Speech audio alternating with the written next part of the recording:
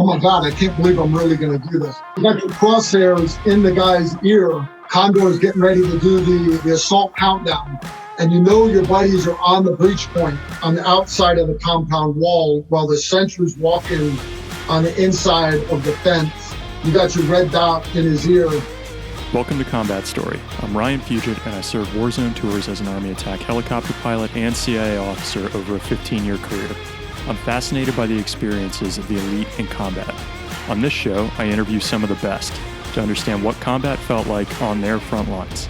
This is Combat Story. Today we hear the combat story of Karl Erickson, a longtime Green Beret, expert sniper, and retired sergeant major who deployed pre- and post-9/11, including into Afghanistan just after the Twin Towers fell to hunt bin Laden. After the military, Karl took his decades of teaching as a Green Beret into the civilian world and has a huge online following for his Tactical Rifleman brand, and I can see why.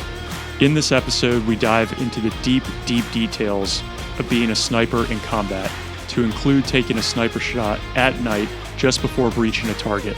Scopes, windage, aerodynamics, countdowns for simultaneous shots, round selection, and more, which is just a glimpse of what he shares with his followers online. Karl is a natural-born storyteller, and I know you'll enjoy this hilarious and deeply technical combat story as much as I did. Karl, thanks for taking the time to share your story with us today. All right, cool. Too easy. How you doing, Ryan? Good. So we were connected by Travis Hall, who we interviewed on the podcast. And I know you have also interviewed him. Could you just tell us a little bit more about your relationship? Travis is actually really good people. I was, I don't hold it against me, but I retired as a sergeant major. Don't hold it against me. Don't hold it against me. I hate sergeant majors as much as everybody else does. But anyways, I had my old SIP company, Green Berets, and we're getting ready to go for a trip over to Mosul to go work with, I think it was D Squadron. And I needed drivers and gunners for the Striker armored vehicles. And I went all around group, and Travis was up at group medical office, and he wanted out of that office so bad. And so anyways, I brought him along as I think it was a driver. He made it like halfway through the deployment. We ended up getting IED'd, roadside bomb, and damaged his vehicle. A young guy, he wanted to come to my company so bad, young guy. But he was messing with the big armor panel on the outside of the vehicle. It actually fell on his arm like the next day. They were repairing the vehicle. A couple guys wounded, not bad. But he ended up getting compartment syndrome on his forearm. I don't know if you guys are familiar with that. Basically, the pressure builds up inside. It's kind of like getting swelling from a bruising. But it swells up inside to the point to where the pressure pushes in and clamps off blood getting to those muscles. And it gets very necrotic, and the pain. So anyways, long story short, we end up, they fillet him like a fish to let the pressure out. He ends up getting sent on the Nightingale bird back to Germany, from there to Walter Reed. Long story short, he got given a desk for a while. That's when he decided he wanted to go to the dog teams. Yep. And he got into working with the canines. So Travis is a great medical instructor. I still use him with our Tactical Rifleman medical classes we do. But his passion has always been with the canine teams. And, if your viewers haven't seen your previous podcast with Travis, he has what's called Second Chance Canine, and where he takes basically the Belgian Malinois, the military working dogs that are so popular for all the Hollywood elites to buy as pets. But it looks cool, but it's a freaking velociraptor. And if you're not giving it 20 hours of your attention a day, this dog just turns into an animal. So he rehabilitates the dogs, and then he gives them to soft guys that have post-traumatic stress, kind of turn them from a military working dog into a military PSD dog. And he's just had great success, except Travis is not good at funding. He, nonprofit. So anyways, if any of your viewers ever have got an extra $20 bill laying around, please, Second Chance Canine, Please help Travis out without a doubt. Great guy, great guy. Yeah, I feel like he left out this little bit about his arm being filleted. So I got to circle back on that's a pretty big one. But I will say there's been ads coming out for a new movie in Hollywood called, I don't know, maybe it's the dog movie. It's got Channing Tatum. And when I was watching, I was like, this sounds like the story Travis told me. I feel like he should be getting royalties for this thing. So I got to hit him up about that. You really should, leave it up to Hollywood. They steal stories, but the worst part about Hollywood is they'll take a great story and then they got to make it more Hollywood, and then they end up ruining it. Like the movie 12 Strong, that's about the Green Beret horse soldiers. That's fifth group. That's mine and Travis's group, and those are such a great bunch of guys. The stuff they did was heroic, but then you watch the movie and on horseback, firing from the hip. Oh my God, yeah, Russian attacking tanks on horseback, and okay, fine, whatever. But that's Hollywood. That's it is what it is. A good story sells itself. They don't need to screw it up. But yeah, I hear you. So typically, I like to dig into how you grew up, but there's something you said I want to circle back on, and that was I hate sergeant majors. So I'm just wondering what was as you were becoming a sergeant major, and we'll probably get to this later. Was there anything in your mind like, I don't want to be like these other guys I saw, or just every day of the week? Yeah, pretty well. No, I had turned it down at first. I was like, I was sitting in Baghdad. It was I want to say it was 2006, and doing a task force rapid rotation. Our SIF company was working with the ICTF, the Iraqi counterterrorist force. Great guys. It's like the Iraqi version of Delta. They're the only unit in Iraq that was awesome, literally. We had such a great success rate with them. Anyways, I was a master sergeant of one of the SIF sniper teams, and going to my sergeant major's office, and he's got the group command sergeant major sitting there, Sergeant Major Perry Bear. And he's like, hey, you're getting ready to wrap up your third year as team sergeant. You're not going to get a fourth year. Where do you want to go? Do you want to go to Tampa? Do you want, I'm like, no, I want to stay on the A team. They're like, you can't stay on the A team. You got to move up the chain, and there's only one other slot up the chain in this company, and that's his job. And he pointed at my company sergeant major, and I was like, all right, I'll take his job. And he's like, all right, but you got to be a sergeant major. I'm like, that's not going to happen. So he's like, I'll tell you what, if you will come be my first sergeant up at group headquarters for 1 year, 12 months, that's it. I guarantee you'll make sergeant major, and I guarantee you'll get your SIF company back. And you want the job? And I said, oh, hell no. And he said, all right, you got the job. I'm like, what? No. And he's like, I don't want the guy that wants the job. I want the guy that's going to do a good job. Your sergeant major says you're going to do a good job. You're what I need. Wow. And I was like, I used the F word a couple of times. Or anyways, he smiled, and he just nodded his head. Perry Bear was quiet like that.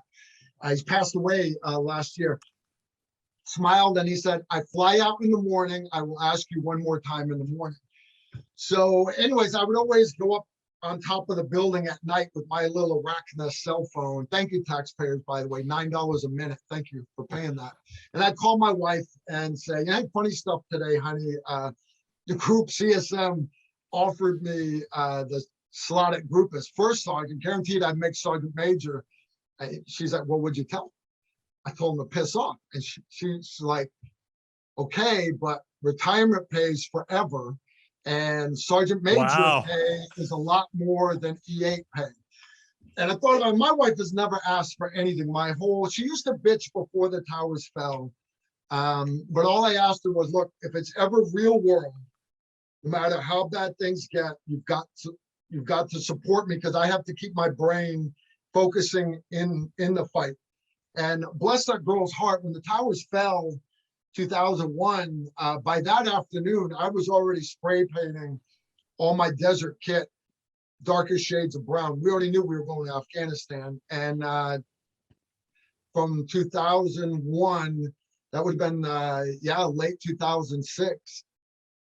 No, it's 100% support. Never asked for nothing, not at all.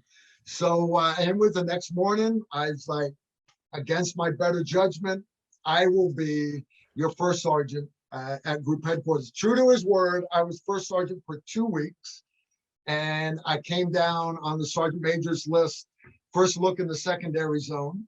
And my whole goal as sergeant major was to not be like all of them. And in their defense, I had a couple of sergeant majors that bailed me out and would fall on their swords to take care of the troops. And in the military, and what I've found in life in general, is as a leader, officer, non-commissioned officer, doesn't matter. As a leader, you really only have 2 jobs. 1, accomplishment of the mission, and 2, care and welfare of the troops. And so long as you're willing to focus on those 2, everything else falls into place. So, and Ryan, I know you saw it even in aviation, that there are guys that will step on other people's shoulders to get that next promotion, or they'll do this, or they'll showboat or do this to get that next that award or whatever. And no, it really doesn't matter. What matters, it doesn't matter how much bling you got on your chest. I had 20, I think it was 22 ribbons what I was authorized to wear. 22, my top ribbon said continued on back. You know, I looked like Manuel Noriega. But none of that matters. None of that matters. What matters is when you're walking through the airport, and they don't talk to you, but when you're walking through the airport, you're going to see somebody and you're going to go, you see that guy right there? That's the biggest piece of shit. Yeah, Man. He 100%. stepped on our shoulder. Or you're going to walk by and he's going to elbow it. But you see that guy right there?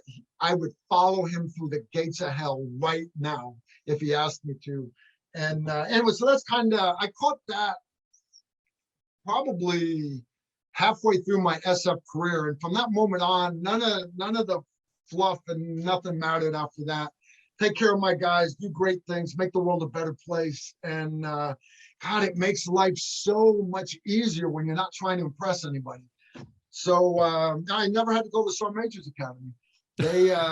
They let me out of it. They needed me back in Iraq, and they said, Karl, you can go 10 months in El Paso, Army Sergeant Major's Academy, or you can go to the Air Force course for 5 weeks, drive home on weekends to your family, and it counts the same. Wow. I'm like, yeah, let's go with curtain number 2, please. So yeah, I never got the frontal lobotomy. I never got my spine ripped out. So I guess you could say, Ryan, I was never a good sergeant major. Never was. Never a good sergeant major. But I can live with that. I can live with that. I really can. Was the 1 year at group headquarters the hardest thing you had to do going in there, or was it better than you Honestly, thought? it started off like that because I get up there and you've got a few Green Berets in the company, a few op sections, stuff like that. The group commander and the group sergeant major are actually assigned to my company. But I also had like all the support kids, the pack clerks, the intel weenies, Sure. the satellite imagery, literally everybody, the chaplain Murphy, God bless him. And yeah, it was rough because they all thought I hated them because I had a Green Beret. All the Green Berets hate Red Berets. And I was hard on them. And they started off with, you know, he's hard on us because he hates us. But after like the 3rd month, they realized that I wasn't being hard on them because I hated them. I was being hard on them because unlike the regular military in an SF unit, even your dental clerk gets full soft body armor, helmets, guns, blasters, radios. He gets it all. So, you know, for example, my old shift company, I mentioned needing drivers and gunners. My supply guy and my cook would man 50 cals and drive our Humvees on target. So my point for saying that is all these support kids at any given moment, if you know they're dressed like us, but I also need them to be able to pull their weight in a gunfight. And we lost support kids. I mentioned the dental tech. I lost a dental tech that year, killed in Iraq. But you know, you be hard on them, and by the end of it, they were like, "Yeah, we hate to see you go because the next guy is going to hate us." And you were hard on us for the correct reasons. So, anyways, yes, the hardest year of my career, without a doubt, without a doubt. Woo! Yeah. So look, if we now, You're giving me post-traumatic stress here. Yeah, I'm dude. sure. I mean, literally, like, it's got to be the worst place for an operator to be, is at that headquarters. So look, if we look back at you as a kid, then this idea of like taking care of the troops, the mission, not worrying about the fluff, just being where the action is that where we would have found you growing up? Like, what was that like for you? No, I was a full-blown juvenile delinquent. You know, when people say, well, I turned over a new leaf, I turned over a whole forest of new leaves, literally. I was a total punk. I didn't really mature probably until my second or third year in the Army. I was not ready to go SF right off the block. Not at all. Not at all. I had free tuition, acceptance, University of Connecticut. My dad ran the physics labs there. He used to do the nuclear missiles on Navy subs back in the day. Jeez. But smart cookie. He's a smart cookie. My mom's smart cookie. But you know, like a lot of kids, when they go to high school, even when they go to college, they don't know what they want to do with their lives. They don't. And I was in junior high school, juvenile delinquent, but I was in junior high school, and I saw the movie The Green Berets with John Wayne. Now, that movie came out in '69 when I was 2 years old, but this was a Saturday matinee afternoon, brand new black and white TV. Colored TV, and the big wooden box, you know, the ones, yeah. Oh yeah, 7 feet wide, 3 feet deep. Yeah, the old TVs where you get like 8 channels with the big knob you got to turn. Yeah. Saw that movie and it just clicked right there. That's what I want to do. That's what I want to do. So I actually recorded it on one of the first big VHS tapes, and this 300-pound VHS recorder. God, wow, I'm getting old, brother. I'm getting old. But yeah, so I would watch that movie every day until my sister got home. I had to watch her for half an hour until my mom got home. And so I'd watch the Green Berets, and then I'd watch Mary Poppins. And then the next day I'd watch the Green Berets, and then I'd watch Mary Poppins, wishing I had another tape, right? But anyways, so no, I focused right then and there. I want to be a Green Beret. So back then, like right now, today, they have the 18 X-ray program like they did back in Vietnam, and right off the street, you could go be a Green Beret. Back in the 80s, you couldn't do that. Peacetime Army, you had to basically be an E5 before you could go be a Green Beret. And I'd already decided I wanted to be a Green Beret. So went to go join the Army, and they're like, hey, look, your scores are, you know, you could go be a helicopter mechanic. You could basically do anything you want. I'm like, I want to go infantry. And they're like, infantry, really? You understand you could? I'm like, no, I want to go do infantry. And my whole reason for doing that was looking down the road. I wanted to be a good Green Beret, which means I need to be good in looking back on John Wayne. I needed to be good in the jungles. I needed, my field craft needed to be awesome. And once you finally get into the military, and I never served any time in a line company. As soon as I got my first duty station, Korea, I got drafted into the recon platoon there, learned, started working on my field craft there. From there, I went to 101st Airborne, spent like 3 days, wanted to take a break and hide in a line company. The recon platoon there in my battalion heard from a sergeant that had already come back from Korea, you want this kid. You want this kid. He's good. He's a juvenile delinquent, but he's good in the field. And I got drafted into this recon platoon. 3 sniper schools later, Ranger school, and I wanted to be the best I could, because I wanted to be a great Green Beret. Now, once you get in the military, it's not Hollywood movie stars that are your heroes. Then once you get in, then it becomes the actual guys that came before you.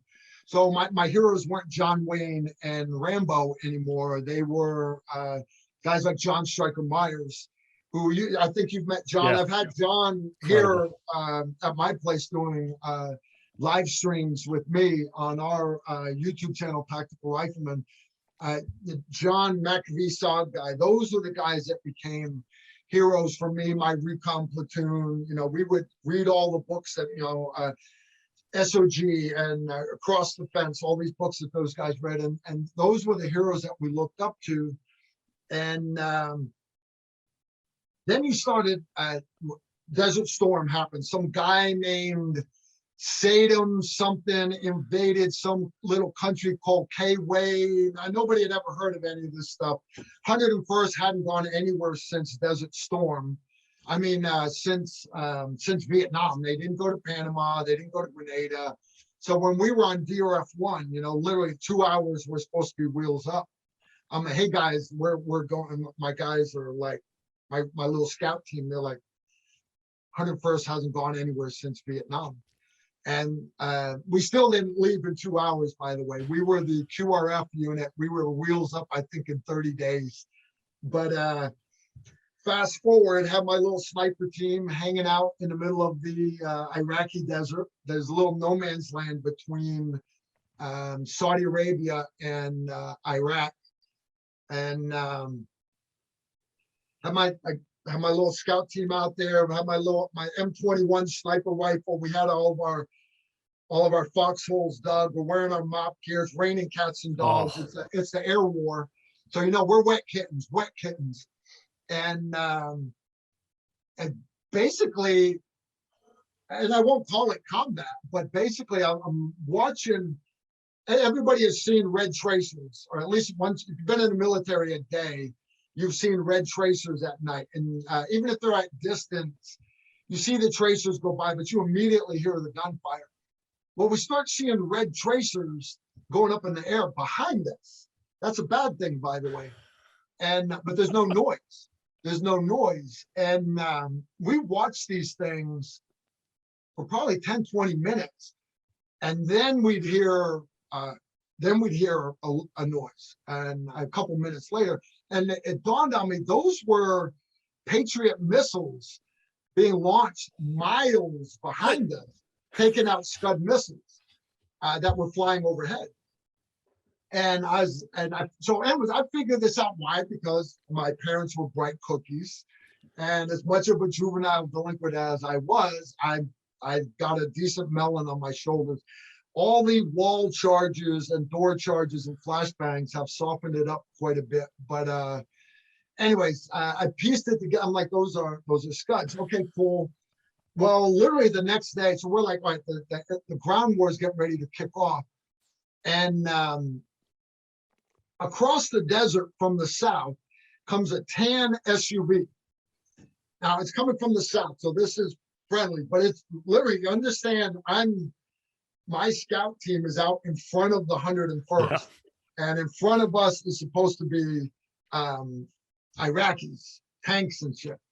Well, it's a little tan SUV, got upside down black V painted on the door, so I know it's a friendly. Only reason why I know that, there's a bend in the gravel road. You can see 20 miles in every direction. Desert flat as hell. He pulls right up to my guys, my little wet kittens. It's still raining. It rained for 3 days straight.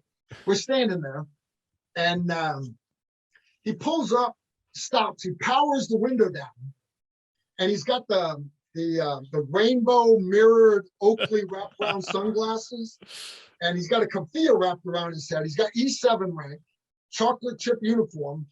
It's an SF guy from 5th Group. He got some colonels sitting next to him, and he reaches out with a Pepsi with ice crystals all over the outside of it, and he hands me this Pepsi. And I take it, and he's like, "You're with the 101st?" I'm like, "Yeah." He's like, "You look pretty squared away. When you get back to Campbell, I want you to go Special Forces." And he powered up the window and drove north across the desert. And I'm sitting there holding my sniper rifle with my Pepsi, and left and right at my guys, and I was like, it's time. It's time. When That's I get back, awesome. it's time for me to go special forces. And because I've been putting it on, I hadn't thought I was good enough to make the cut. John Striker Myers. I think, there's no way I could ever be that good. John Wayne. There's no way I could, I waited too long. Wow. So as soon as I got home, literally they gave me a CIV for eating MREs for 7 months. I didn't do a freaking thing in Desert Storm. I mean, think about it. You got and my sniper team got bounced forward all through Iraq and whenever the 101st moved. But one, if you saw tanks coming by, they had their barrels pointed to the rear because Schwarzkopf let them drive back to Baghdad. And if you tried calling an air support, we were so far down the food chain, they wouldn't even deny it. They would you just weren't going to get it. So, and what am I going to do? Shoot at a tank with a 308 rifle that's 4 kilometers away? No. So I always got back, met my blushing bride, and immediately went to selection. So I gotta stop you. There are two things, because you keep referencing being a juvenile delinquent, yet all we've heard is that you watched Green Berets. Like, what are some of the antics you got up to that put you in that boat when you have, folks who are running a physics lab at a university, and what are you doing that's so out of line? I'm not sure. Not sure because I've left the state. I'm not sure if that little 5-year window, whether charges can still be held against me or not. No, I knew right from wrong. But I hung out with a bunch of degenerates, and I really did. Like, we would break into buildings. Now I know right from wrong. So like, we wouldn't steal stuff. We would steal fire extinguishers, and then like those. Right, we'd break into the town hall where all the records are, and I'd take a fire extinguisher, just silly stuff, silly. Yeah, I'll tell you what, Ryan. Let's not go down that. Okay, I got you. All right. Got you the limitations, and That's all right. I'm good at getting out of handcuffs. We teach that. We teach escapology classes. I don't like wearing handcuffs. Let's just not let them know. So what we're saying is some of the stuff you're teaching, some of the stuff you learned didn't just come from your time in the military, is what we're getting at. No, Yeah. honest.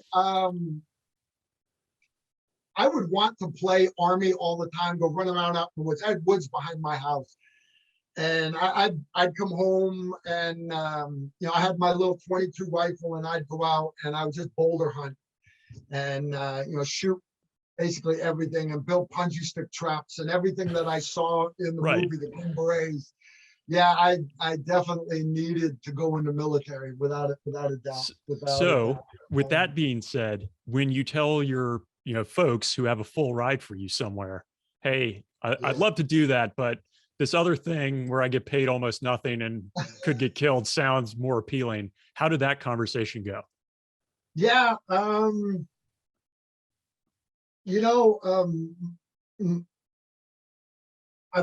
would have been voted most likely to go to prison, but at the same time, my parents later on, like I was such a bad kid, Brian, that when I got to my first duty station, I actually made out an allotment for so much money a month to go to my mom, my private paycheck, that kind of as like an apology. Pay her back. Yeah, pay her back.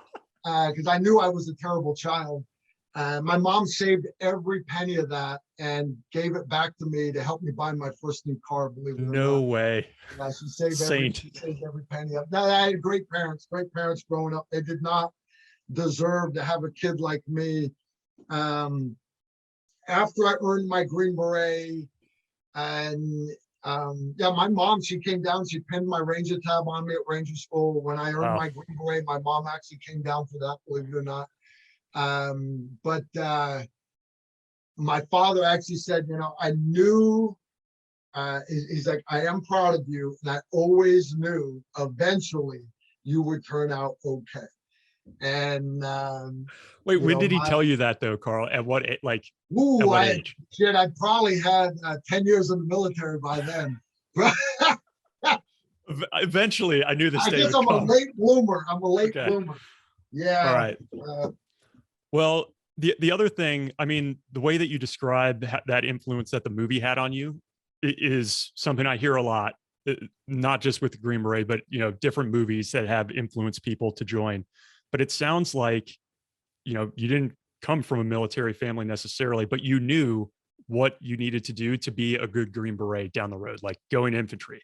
Everybody who's been in the military knows that's the right path to take. But if you don't have somebody coaching you, like, who were you going to for advice, if anyone, for this? Actually, I didn't have anybody, and that's probably why I waited so long to go SF. Fifth group used to be at Fort Bragg back in the day, Smoke Bomb Hill, and they moved to Fort Campbell in 1990, right before the tower. I said the towers fell, but right before Saddam invaded. And whenever I would drive by Fifth Group, I'd always grab my junk and I'd be like, man, someday I'm gonna be good enough. Someday I'm gonna be good enough to go over there someday. And my other squad leaders, they were the same way. They were like, yeah, man, yeah, I'm gonna do it. I'm gonna do it. But none of us had the balls to go do it. And eventually, when we came back from Desert Storm, literally everybody on my team we all went special forces. And so anybody that's watching, if you're mature enough, understand what makes Green Berets better than everybody else is literally you can be in shape, you can be a SEAL, you can get there. A SEAL is basically a naval ranger. They're tough as nails, they're badasses, and you learn as you go, but they have a very focused mindset. And what makes special forces literally better than everybody else is that you've got guys that are more mature, yes, but also remember I came from that infantry background. On my A team, I had guys that used to be Lurst D Commo. I had a guy that used to be a mechanic. So my first A team, we were sitting in Kuwait in 93, 94, and you have a Humvee with a problem. We didn't have to call mechanics because I had a guy on my A team that knew how to do diesel generators, diesel engines. When our commo guy got hurt and our other commo guy was in a school, that engineer on my A team that used to be a Lurst D guy, he knew radios inside and out. So by having that team of 12 Green Berets with everybody with their different backgrounds, and then when you get to SF, you've got those two guys that are. I started out as an SF medic. I'm like, really, I'm infantry, Ranger qualified, and I've got 3 sniper schools. I want to be a SF weapons guy. It just makes sense. Made sense to me, right? Made sense. Nada. They're like, you don't write with crayons. You're intelligent. We need you to go be a medic. So same thing. I wanted to tell them to piss off, and they said, well, you can go be a medic, or you can go needs of the army. And needs of the army right now is Korea. Medics lead the way, right? So I got there, and they double booked my class. So there was 195 guys that showed up for the medic course. And they gave us the toughest PT test you've ever seen in your life. They're going through our medical records, like, oh, this date's wrong on your urinalysis. The doctor wrote it wrong, so you got to go retake it tomorrow. Oh, by the way, that bumps you back 6 months because the class behind us is already full. They got us down to 145 guys, and I had guys in my class that were paramedics, that were nurses in the regular army. They had medical background, and my mom took a picture at my Green Beret graduation, and there were 5 of us in our class age with our brand new Green Berets. We were 5 medics, and we're holding our hands out, and they said, we're the group of 5. We were the only 5 guys from that original 195 that made it first time through the course. None of the medics made it through. And I had a hard time to begin with, but what I learned was I'm good under stress. Blood doesn't bother me. I don't feel pain. The patient feels pain. Treat the patient. If a guy is screaming at the top of his lungs, he's got a good airway. I don't got to worry about his airway. I need to worry about the guy next to him. They both just got blown up, but the guy next to him's not making any noise. That's the guy I need. So see what I'm getting at? It's little things. So yeah, I'm very fortunate. God works in weird ways. They steered me to be an SF medic first, and then from there, I actually got drafted. The fifth group was just starting up their SIF company, Simpson Extremist Force, basically the tier 2 for Delta. So before Delta can get there, you've got C-110 in Europe, you've got C-11 in the Orient, and C-37 down in Central South America. They were standing up a SIF company for the Middle East, the Horn of Africa, all the stands from fifth group. So I come back from, I don't even remember what little school it was, and I got stopped by this guy named Cliff Kennebrew. He said, hey man, I'm the team sergeant on the Halo team in Alpha Company. We're going to be the sniper team for the SIF company. I heard you're a medic. I heard you've been to sniper school. Do you want to go to Halo school, and do you want to go to Spartak? That's our hostage rescue school, CQB school. Yeah, hello. So I got drafted into that unit. They immediately made me their top sniper cell leader, because I was like the only one who had done all the sniper stuff before. They were a Halo team, and they were retasked to be a Halo sniper team. And they're like, those two guys went to sniper school, but they don't know shit about it.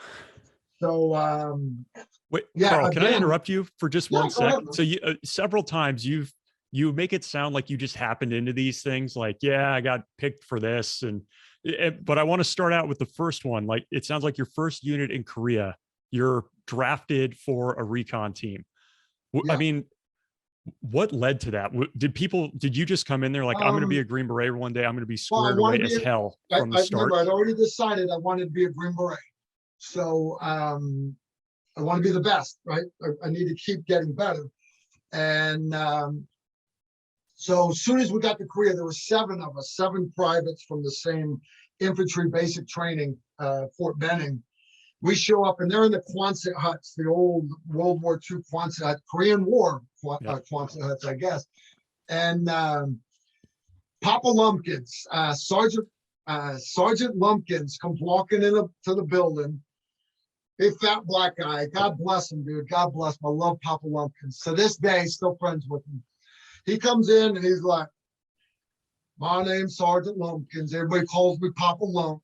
I'm the platoon sergeant for the scout platoon. I'm looking for 3 volunteers. We got the toughest job. We don't walk in the woods like everybody else does. We got gun jeeps, but we work a lot harder than everybody else. We're the best of the best. If you want to be one of us, you write your name on a piece of paper, put it in the hat. So everybody wrote their names. And he had this skinny little squad leader. Oh, he looked like Muhammad Ali, but like ripped abs. You could see like through his uniform, BDUs. I mean, he had them tailored. It's Korea. Everybody got the uniforms tailored. And this is a poster child for infantrymen. And he's standing there, and he goes outside. Well, I look out the window, and they're all standing around, and they're looking at names in the hat. And I kind of tap them. And that squad leader looks over at me, and I'm like, Erickson. And he just kind of smiled, and he looked over at Papa Lumpkins, and sure enough, Erickson gets picked to be one of the 3. And I mentioned the whole juvenile delinquent thing. All the 5 of us, 3 of them were chaptered out of the Army. One of them went to Leavenworth, and I went to Fort Campbell, barely. Jeez.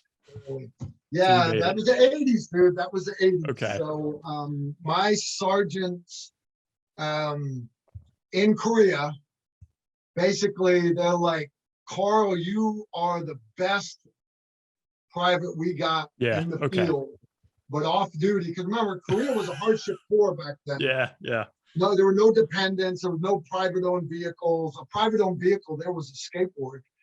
And you had to be back inside the wire by midnight unless you got an overnight pass. And we were juvenile delinquents there. I CS the MP station with a CS grenade, all kinds of stuff. All kinds of crazy stuff. But they pointed me in the right direction. They did. And this is going to be it's going to sound like a crazy question, but as I've talked to more folks, some will say, yeah, like I was trained to shoot and I ended up becoming a good shot. I mean, you went to several sniper schools and then along the way, you just kept building up those credentials. Like from the start, were you a good shot? Did you just have like natural talent there? I want to say that, and there are people that are naturally better shots than others.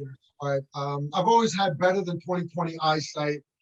But as far as being a better shot, I think it comes down more to being good in the woods. Being a sniper is so much more than just precision rifle. I teach tactical precision rifle 101. I got a class in April down in Tiger Valley, and I cover the tactical aspect of it a little bit. But and there's all kinds of precision rifle classes out there. You can go to these precision rifle competitions, and all these guys like, I would have made a great sniper in the military because I outshot all the Marine sniper teams at this PRS match. There's so much more to it than just 1.5 pounds on a jeweled trigger. There really is. So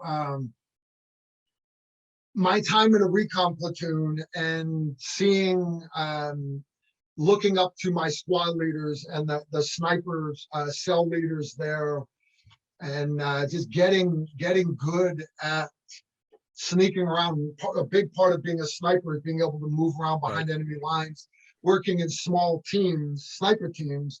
But literally from the get-go, I started as a scout. So you're in a 3-man team, maybe a 6-man team, and you just start accumulating the hands-on knowledge. Actually, my second sniper school, I had a guy named Mr. White, and I passed away a couple years ago. And one thing that he taught me was, look, I'm going to teach you Olympic grade shooting. You'll learn all the shortcuts of being a sniper at your unit, but I'm going to teach you how to do it correctly first, and then you can do shortcuts. And that kind of stuck with me. And it's like that in everything. You can go to you can go take a college course on being an electrician. And I do that. I like to go take a class on this, go take a class, make myself more well-rounded. I've been out for 10 years now, but I still, like I just took up beekeeping a couple years ago. No matter what you're doing, you go to school, you get the basics, but where you master it is going out and actually doing it with the people that are already the masters of it after the fact, and flight school. For sure. Flight school, you thought 100%. You were awesome. You thought you were the cat's meow when you got out of flight school. Yeah, when I graduated sniper school, yeah, I thought I was Billy Badass. No, so not true. So not true. But you get good at it. You start getting better at things, and it really does. I found a place where, because I started, like I said, I started off a juvenile delinquent, but I found a place where I could contribute to the world and make the world a better place and kill people. Yeah. So I wanted to jump into that because you described this initial foray into Iraq, basically, right? So Desert Storm, and you say like you're eating MREs, it's raining on you, there's no real issues. But looking at that, I mean, I don't know how old you were at the time. You're in one of these teams, you're out ahead of the main element on your own.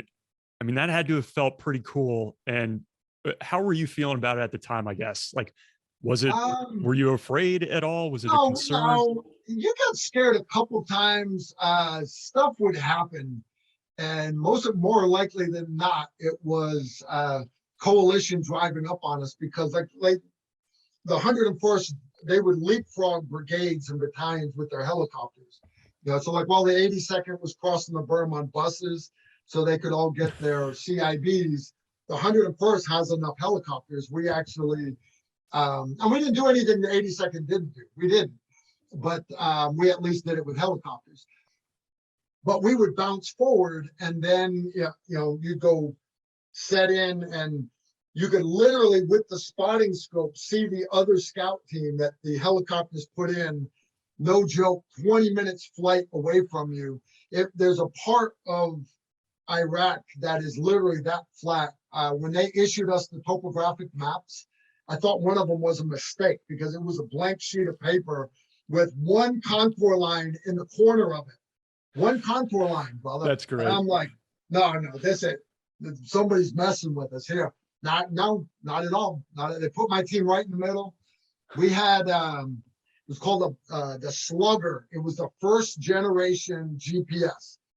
So we land, and I get out, and you get out. You immediately do rucksack flop. We had so much radio gear, water, MREs. My little 4-man recon team. The helicopter flies off. You gotta let the plugger boot up. Takes like 5 minutes. Slugger. It's a Slugger. The green one was called the Slugger. I get my grid coordinate off of it. I'm looking on the map. I'm like, we're about 3 miles from where we're supposed to be. So I can't get up with my rucksack. They're that big. So 2 of us take off our rucks. One guy puts them on. We pull him up to his feet. Next guy, we pull him up to his feet, and then I got down, put on my rucksack, and the 2 of them pulled me up. And we did that. We walked for an hour, and literally we walked for an hour. And all of a sudden I'm like, halt, freeze, get down. And I'm looking with the PVS 7s on my, what the hell is that? I'm looking, and there's a stop sign. It's a stop sign. So I'm like, shit, there's a road, right? And I'm like, in Ranger School, you do the whole, you got to cross a linear danger area. This is pancake flat. There's no linear danger area. It's a freaking road. So, okay, no big deal. Must be an intersection that's not on the map. So we start moving again, and we walk about another 15 minutes, and I'm looking, and this stop sign is kind of bent a little bit. It's not getting any closer. What? So we walk 20 more minutes, and look, and it turns out it was remember, this is after the air war, 30 days of the Air Force bombing everything. This was a dead T-55 tank. The turret had blown up in the air, and the turret had stuck barrel into the ground with the turret kind of canted aside a little bit. And from miles and miles away, it looked like a freaking stop sign to me. And it just never got any closer. Never got any closer. God. All right. And then we'd have times where trucks would drive up and stop. They had no idea we were there. And it's like, okay, are these friendlies? Are they not? The fog and everything. And but no, Desert Storm, like I said, Desert Storm was a joke. Now, fast forward, you get into SF, and pretty well every year, I went to 5th Special Forces Group. Pretty well every year, 5th Group was getting shot at. When the embassy in Kenya got bombed, there was actually SF 5th Group A teams there. And the embassy came down like a card castle around the one room that they were in. When the Cole got bombed, my A team, I was actually sitting in Bahrain on the little naval base there, eating ice cream. The guy sitting next to me, he was from the Cole. His wife was on the Cole. He was waiting for the Cole to come in. He had flown home to do something, and he was going to meet back up with his boat there in Bahrain. And just funny stuff. I want to say it was 90, I think 94. It doesn't matter. It all blurs together. My A team was in Ethiopia. teaching the Ethiopians how to fight for themselves, FID, foreign internal defense, do raids and ambushes. The country right next door, Alpha Company, was there teaching them raids and ambushes. They got done 2 weeks early. As soon as they were wheels up, Eritrea attacked Ethiopia. Now, it never made the news in the States. Who gives a shit if Ethiopia and Eritrea go to war? There's like 20 countries on the planet right now at war.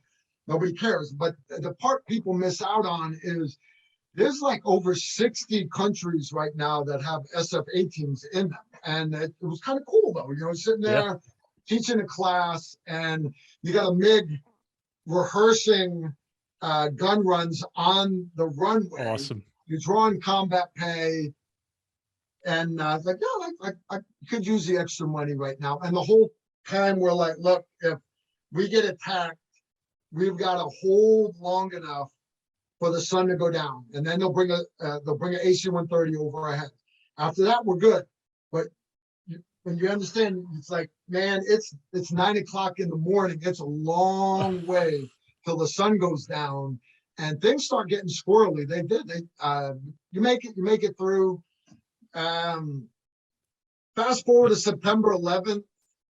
And and everybody remembers where they were. Like I said, we knew right away we were going to Afghanistan. 5th Group started launching and everything. And the rest of 5th Group went and staged out of Uzbekistan. The horse soldiers and everything.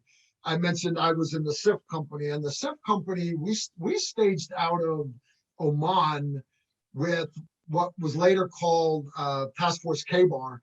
The Marines had secured Kandahar Air Base, and they put a Navy Commodore over a SEAL platoon, our company. You had the Canadian soft there. You had the Dutch soft there, the Germans, and all these other special ops units from international countries. And we staged out of Kandahar. When we first got to Kandahar, it's not like it was shit. There's a Burger King in Kandahar. I mean, it's nothing, right? It's like there was the AC-130s had just got done bombing it.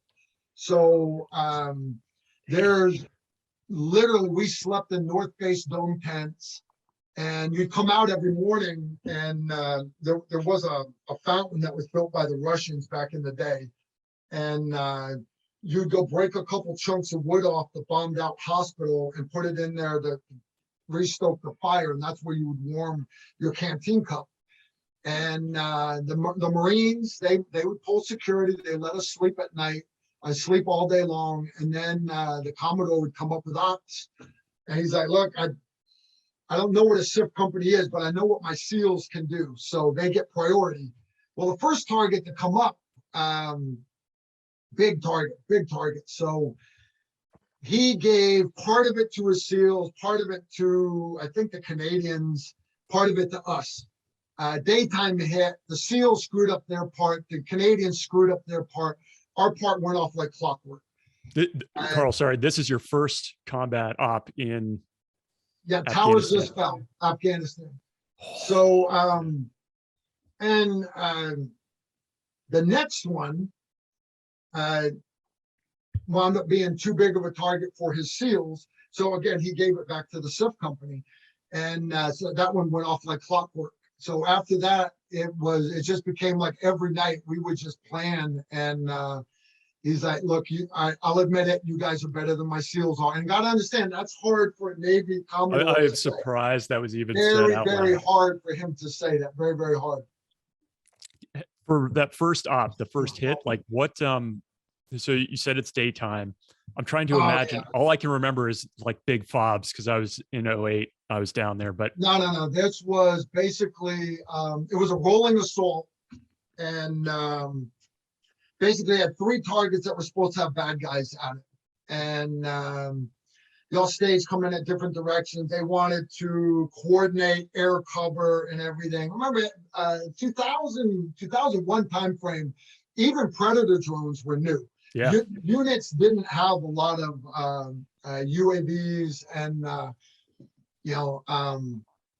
they were pulling SR-71s out of retirement because the we didn't have satellite coverage for Desert Storm for that area. All of our satellites were watching China and Russia, right?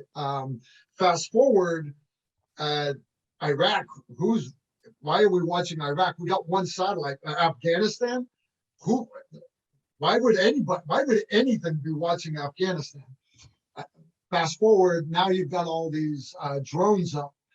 And before we even infilled, we're planning back-to-back operations, and we're going to go in and do something. We were going to go put eyes on a place for the assault force to fly in and hit, and that's my job as a sniper, put eyes on ahead of time. So they were like, well, the predators can see, like, okay, that hasn't been proven to us yet. So because I was Halo qualified, that meant I was chamber qualified, oxygen mask, all that stuff, right? Right. So the AC-130s were staging out of Oman at the same time. So talk to the AC-130s. I want to go recon not just the target, but I want to recon the helicopter landing points, but I also want to recon a Halo drop zone for us to parachute into. This is kind of important, right? Wow. Can you, because I wanted to get a mustard stain. I wanted that gold star for my Halo wings so bad. We never did. We never jumped. So as I ride with this AC-130, go up, fly with them, and which I had called in training. I had called in AC-130 Spectre gunships. They got the 40 millimeter Bofors cannon. They got the 105 howitzer in the back. But they replaced the 20 millimeter Gatling guns with 25 millimeter Gatling guns so that they could fire them from a higher altitude.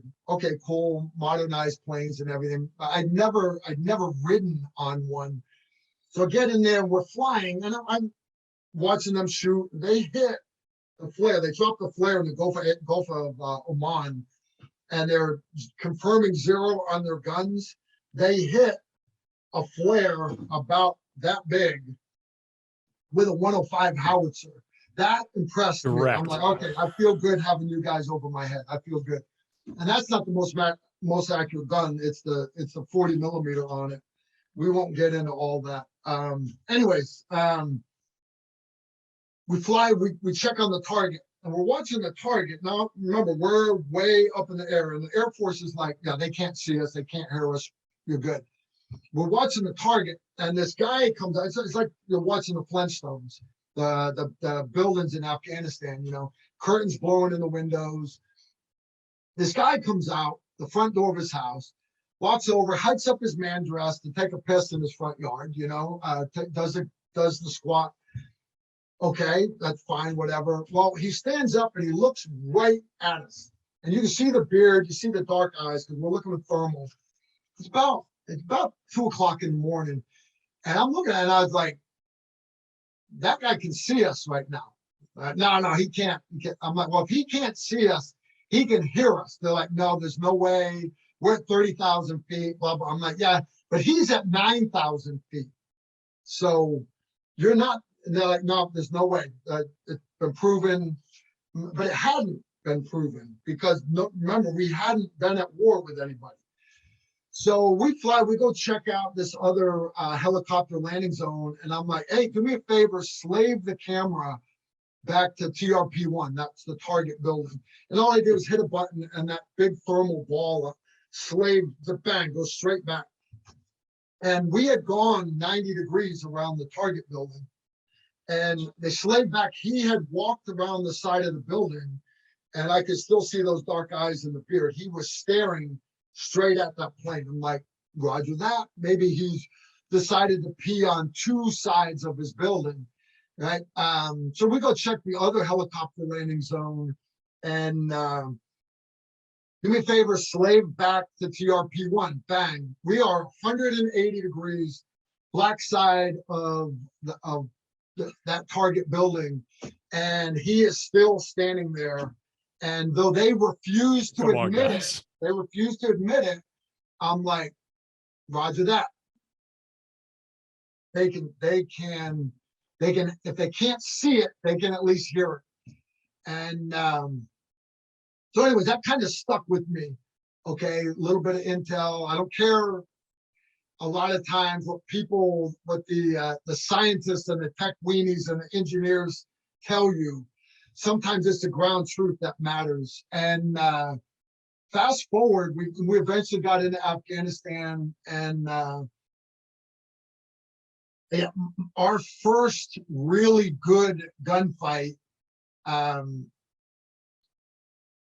Yeah, it was probably a fourth or fifth mission. We start getting, and it was a part of Afghanistan called Nost, which I know has got a big forward operating base there now. But back then, it was just this one compound we called the Castle. And same thing, put our snipers in there early. And I'm up on the top of the mountain. And I sat there in broad daylight, could watch the Predator drone go by. I could watch the Air Force go by. At night, I watched the Predator drone doing loops around my target. And I watched the AC-130 all night long. And I wonder why bin Laden never showed up. They wouldn't believe us. They wouldn't believe us. Yeah, see, you can see that stuff from the ground, guys. You can see it from the ground. And on that first gunfight, are you in an Overwatch position for that? Or are you on the target?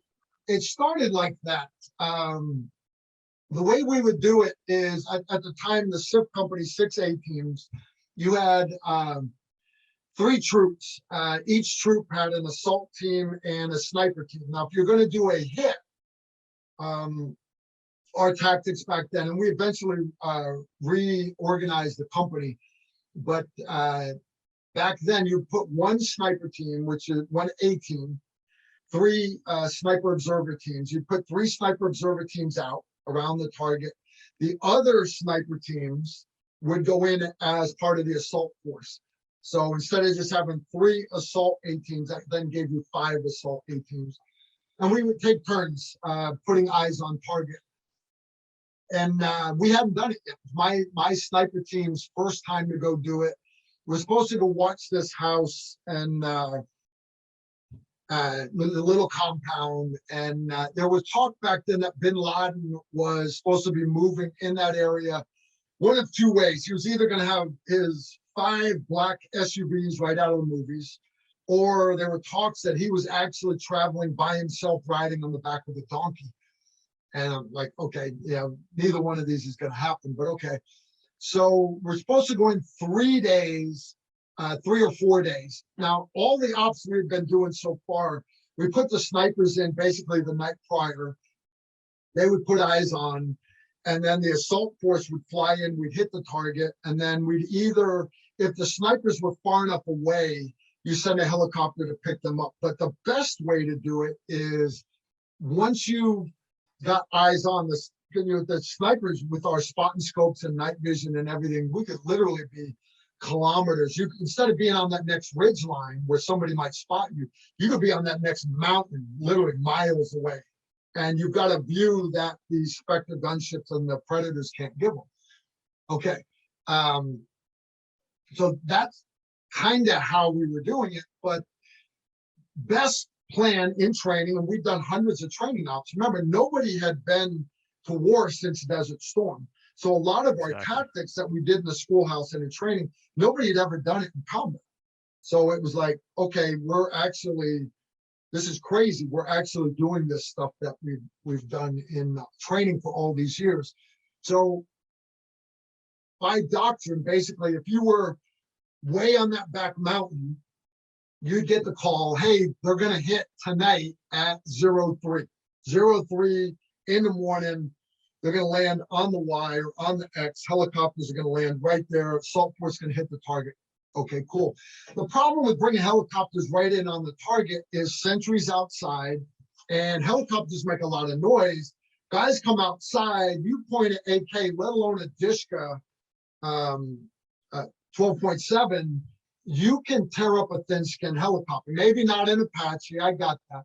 But we lost an Apache to a Dishka in 2009. No, 2008, Army of Heaven in the job. Another story. So what we do is as soon as the sun would go down, sniper teams pack up all your stuff and you would walk down the mountain and you would get up what we call the final firing position. Your goal was to get within 200 meters of the target. Now, that doesn't sound very far, right? Because everybody, well, snipers can shoot 1,000 meters. No, I call bullshit, right? I'm a member of the 1 Mile Club. I have knocked down a steel plate at a mile. I have. You can go to dnlsports.com and my pictures there where I knocked down the steel plate at a mile. So what? That's not combat. Not combat. My job as a SIF sniper was not to shoot people 1,000 meters away. It was to support the assault force. So by me getting 200 meters, that sentry outside, as soon as he hears the assault force, he's going to run inside and wake everybody up. Hey, the Americans are coming, the Americans are coming. So I need to be able to reduce that sentry. Now, as soon as I pull the trigger, everybody's going to hear the gun go off. So now I can't use a supersonic bullet. Now I've got to use a subsonic bullet with a suppressor, and they're only good for 300 meters. And not only, I can't just hit the guy in the chest because he's going to squeal like a girl and shoot his AK, which is also going to wake everybody up. So now I need to hit zero reflex kill box with a subsonic gun. Oh, by the way, in the dark. Oh, and by the way, he might be moving. And if I'm 200 meters from my side of the target, my other teams watching the other side, they may not have a shot at him. He might be on the other side of the target. So when we would say, hey, we've got to get within 200 meters, people would be like, man, even I can shoot past 200. I got that. I got that. But there are other things you need to take into consideration. Shooting in the dark, movers, because if there's 2 sentries, if one bullet gets there before the other bullet, that other guy, he's going to duck. And it's a mess. So now I'm shooting in the dark, possibly on moving targets, zero reflex kill shot, suppressed guns on a radio countdown. And it's not as easy as it sounds. It's not as easy as it sounds. A couple things on that. When you go to a suppressor, you have the shorter range. Does it make it a harder shot, or is it just, it literally just reduces the range? If you're within 300 meters, it's the same type of shot profile? Bullet, you guys have all seen Brady throw that touchdown pass. To throw that touchdown pass, he rolls his fingers and he puts a spiral on the ball. That's the same thing those lands and grooves do on your bullet. They spin. Now, the longer your barrel, the more time the bullet's got in there. The faster the bullet's going, the faster it's spinning, it stays stable. But once it starts getting down to where we call transonic, where basically as the bullet's moving, it's breaking the sound barrier, okay? But as it starts to slow down, that sound barrier starts to catch up with it. And that's very turbulent air. So right when it starts catching up, that's that period where bullet starts to go from supersonic to subsonic. That's where bullet becomes very unstable. So you go from a half MOA, half minute of angle shot group. So in other words, at 300 meters, it's an 1.5 inch shot group. At 600 meters, it's a 3-inch shot group. It goes from half MOA to 2 MOA. Now for a sniper rifle, let's say you're shooting 308. It goes transonic about 800 meters. So I'm good out to 800 meters-ish. Okay, 4-inch shot group, 4-inch shot group. 338 Lapua, same bullet roughly, a little bit heavier, but I got a lot more ass behind it, a lot more gunpowder. And it stays stable and stays fast at a much longer distance. Speed and stability keeps tight shot groups. Subsonic bullet, I take out my 118 LR, my supersonic bullet, and I put in my subsonic bullet. It's already below the sound barrier. I don't have a barrel that's, I can't swap barrels, so I can't go with faster rifling. So I go from a half minute of angle gun to basically a 1 MOA gun. And when it gets to about 300 meters, it goes from this to that. And it basically falls out of the sky like you're shooting an M203 round. Wow. And so very, very limited range, very, very limited range. Dang. Okay. Second question is shooting in the dark. Haven't had to do it, obviously, from that vantage point.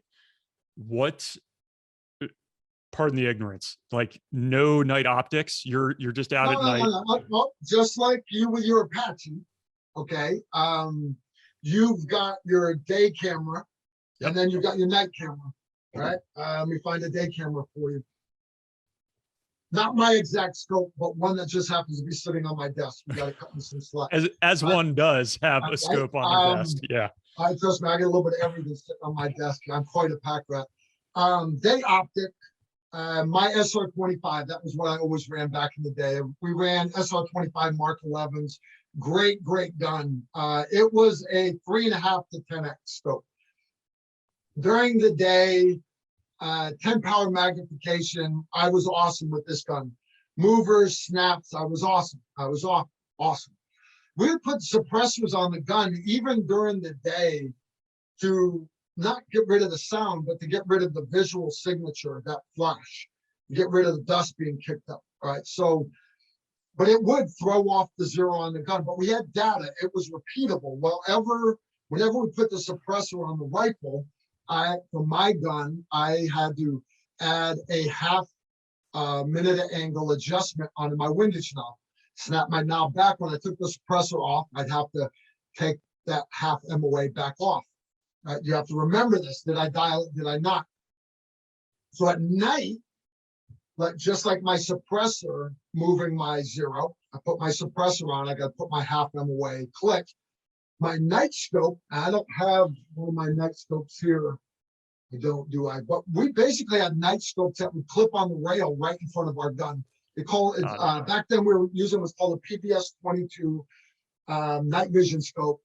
And it would clip onto the rail in front. And anytime you're adding another lens in front of your objective lens, it's the laws of physics will tell you it's going to throw off the zero. Now, marketing, you go to all these night vision sites, they'll all tell you guaranteed not to throw your zero off more than 1 minute of angle. Guaranteed. Yeah, 1 minute of angle. Understand at 600 meters, that's making it move 6 whole inches. Brother, that's off the head. On a chest, 18 inches, instead of my shot group being here, my 6-inch shot group being here, that 50% of them are a miss. The cool part about them is, again, most of them were repeatable. In other words, if you were anal, very meticulous about mounting it on the gun, and you kept good data, and you always did lots of zeroing, and that's why it's so important to spend more time training than you do in combat. I knew when I mounted my suppressor, I had to put half MOA windage on my gun. I knew when I put my serial numbered PVS-22 on my gun, I had to add an entire minute of angle to elevation and another half MOA for windage. Make sure I had everything down, make sure it's ready, torque it, actually use my 65 inch-pound torque wrench, make sure everything stayed the way it was supposed to be. In the morning when the sun came up, carefully take it off. As tired as you were, you got to remember to take the dope back off your scope, take the suppressor off, you got to take that dope off. Math, I hate math, but it's doable, very, very doable. To this day, I work a lot with night vision companies, thermals and I-squared, your Gen 3 tubes. There are advantages to clip-on night scopes for the military, so they don't gotta hump another whole night gun up on the mountain. But for civilians, for law enforcement, it's so much easier to just have like a separate upper for your rifle that keeps the night scope on it, guaranteed, always zeroed. Yeah, welcome to my world.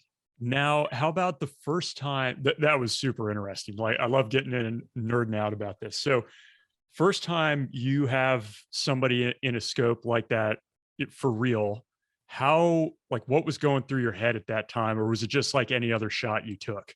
No, it was like, holy shit, I'm really gonna do this. Yeah. Oh my God, I can't believe I'm really gonna do this. Wow. I Holy got, shit. Where I he's gotta sitting there, say, you got the yeah. crosshairs in the guy's ear, and Condor is getting ready to do the assault countdown. And you know your buddies are on the breach point and on the outside of the compound wall, while the sentry's walking on the inside of the fence. You got your red dot in his ear. Actually, I had one of my assaulters, AJ Root. He was in that assault cell on the other side of the. They didn't know there was a door there, so they brought a wall charge to breach the compound wall. Turns out there was a wall, there was a door there, so they put the wall charge on the door. But there was a hole in the compound wall, and he's basically scared to death in the stack, waiting for the countdown on the radio. I'm up on the hill behind him, and there's a hole in the wall, and he looked through the wall, looked through the hole, and the guard just happened to be right on the other side, and his AK slung was smoking a cigarette. And AJ was scared to death, scared to death. And at that very minute, and I know exactly when AJ said this, because we had an AC-130 overhead, and it had its big IR beacon, basically floodlighting the target for us. And they switched AC-130s. That AC-130 went off, and while another one was coming on station, I was looking through my scope, and all of a sudden the target got dark. I didn't have that big AC-130 IR floodlight, and it scared me to the point to where I quickly swapped out batteries in my night scope. I mean, that's how bad it freaked me out. And as long as I slapped new batteries in it, 2 AA's, cranked it down, fired it back up, and it wasn't any brighter. And one thing you can do in the dark, a lot of military snipers aren't even aware of this, is your spotter is, your viewers may have heard the term watch trace, where the spotter can actually see when you shoot the bullet. There's a blur that he can see. You're pushing all the air out of the way. He can actually watch that blur go up and come right down in the center of the target. And if you miss left or right, he can actually see how much the wind is moving your bullet, called seeing trace. Snipers have been doing it for 100 years. And back in Vietnam, they never did any sniper ops in the dark because you couldn't read winds and you couldn't see trace. You couldn't see trace. The night sights weren't good enough. Fast forward, same thing, because that's what I was told, because all of my sniper instructors, nobody had been to combat since Vietnam. Can't see trace in the dark, can't see trace in the dark. Fast forward, what we found was right as the countdown's getting ready to start, the sniper will have we got what's called an IR illuminator. Basically, you see guys with aiming lasers and floodlights on their guns. And that's so when they're wearing nods, they can see their M4s when they're running through the shootouts. And we had them. But one thing that we found as snipers was we had extras. We put them on the sniper rifles, and we wouldn't use the IR laser. But what we found was the IR illuminator. You could have the cone wide for in a house, but outside we would focus it down. So at, let's say, 600 meters, my max ordnance of the bullet's only about 30 inches. So we would focus that beam of light, IR light, the bad guys can't see it. So it's only about a 6-foot dot. And it allows me to look through windows, it allows me to look under trees, because even in the dark, moonlight casts shadows, okay? Allows me to look in vehicles, under vehicles, but that IR illuminator also reflects off of the back of my Sierra Match King bullet. That's shiny copper on the back. So now when I pull the trigger, my spotter sees, it looks just like a moth in the headlight of a car. It is easier to see trace in the dark than it is during the day. So I had this IR illuminator on my gun already, looking down on this guy and looking at him. And remember, like, man, it used to be real easy to see this guy, but now it's dark. So I turned on my IR illuminator, and bang, there's my guy. I'm actually casting a shadow on him against the building. Man, I own this guy, totally own this guy. Well, AJ Root, he's telling me about this later when we got back with all the prisoners. We're offloading them. He's like, Karl, I was scared to death. I was looking through that hole in the wall and I could see the guy right there. I could smell him. I could smell his cigarette. This guy's 6 feet away from me. I'm scared to death. And I'm just, man, man. And then all of a sudden, you lit him up with that 6-foot spotlight. And I knew Karl's got my back. I got nothing to worry about. Nothing to worry about. And yeah, do the assault countdown, blow charges, bad guy falls down, and we all live happily ever after. We all live happily ever after. So if you can, I would love for you to take us to one of the missions where either you came back and you were like, I can't believe I made it back from that, or you come back and you think, that's why I wanted to be a Green Beret right there, was coming off the target like that. I mentioned earlier about being up on the mountain, all right? So I don't bore all your viewers. So my team got tagged. We're gonna go up and watch this place that Bin Laden's supposed to go to for, we're supposed to watch it 2-3 days. We're thinking it's gonna be 2 days. Now remember, I went through Ranger School. I made a promise to myself, winter '89, when all the orange groves froze. Yeah, I was chest deep in the Yellow River. I made a promise to myself, I'm never gonna be cold or hungry again. So I'm supposed to be there for 3 to 5 days. So I brought 6 days worth of chow, right? 5 days worth of batteries. Now my sniper team, we're gonna go in by MH-53 helicopters, and I'm in charge. Like my team, there's only one good spot to go in. There's a big mountain, literally a mountain. There's only one way to get up on top of the mountain. And we're still going to be 2.5 kilometers away, but there's no way they're going to hear us. There's only one route to get up this mountain. The next spot is literally like 5 kilometers up the valley. There's no way to get, so I got to come up with primary, alternate, contingency landing zones. But the reality is that's the only spot that's going to work. So get my sniper team on. We actually put 2 sniper teams onto that helicopter. The team leader went with our captain, Buck Smith. He went with the other sniper team, my team, and then the third team was on another helicopter. They were going to put in somewhere else to watch the other side of the target. Our 2 teams were supposed to go up in the same spot, spread out a couple kilometers once we got up on top of the ridge. And like we're going to actually do, we got our mountain rucksacks, SR-25, got all of our stuff. Remember, you got to carry, it's not just carry ammo. And we have our SATCOM radio. So yeah, SATCOM antenna, SATCOM radio, but to that, the tough book computer. And then you wired to that is the night sight, which is wired, I'm sorry, the camera, digital camera, wired to the night scope, wired to the Swarovski spotting scope, the God scope. And then, by the way, you got to have all the 5590 batteries. You know how big those are. We start cross-loading gear. Had guys strip down all their MREs. You were allowed to have 1 spoon, and snow up in the mountains. Guys, this is December. Yeah, this was December, December '01, and up in the mountains. So everybody's got to have a sleeping bag. You got to have cold weather gear. I actually went and got the big medical scale, you know, the little slider thing. I got it out of the little aid station that they set up in the bombed out terminal there. Remember, we're still staging out of dome tents in Kandahar, right? I grabbed the scale. I have everybody put on their gear. I'd already weighed everybody without their gear.